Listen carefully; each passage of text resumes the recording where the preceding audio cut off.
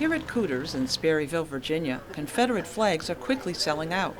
Customer Anna Gross says the flag, with its 13 stars representing the Confederate States, is an important symbol of the South's heritage. It's part of our ancestors that lived through it and fought for it. Her grandson, 18-year-old Jordan Hutchinson, agrees. I see it's part history. It's American history.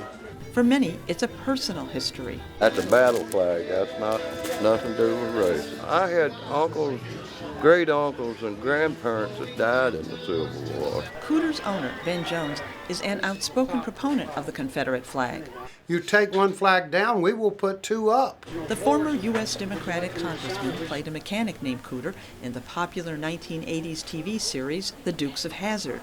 His store carries mementos from the show and other souvenirs, some with the Confederate flag.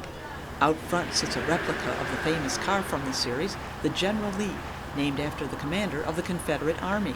Reruns of the show were canceled in the U.S. after the church shooting, to the dismay of customer Michael Carnes, who thinks it's a backlash against the flag. The TV show was a great TV show, and it was nothing about anything racism or anything.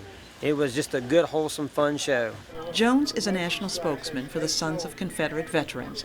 He says the flag should not be erased from history because of racists, and in his words, one sick, evil person who misused it. And it doesn't represent the 80 million of us who are descended from the Confederacy.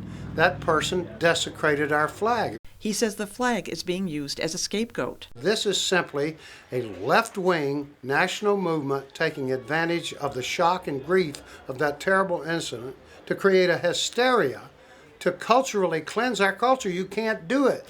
But opponents say the flag is not about culture. They say it represents racism and oppression and should come down everywhere. Anna Gross worries about that. I don't know if they're going to make it a law that none of us can have the flag around. But you know what? We can still have it inside our homes. Jones says the overreaction to the Confederate flag stifles freedom of expression, but it reminds others of a darker past that should be removed from America's present. Deborah Block, VOA News, Sperryville, Virginia.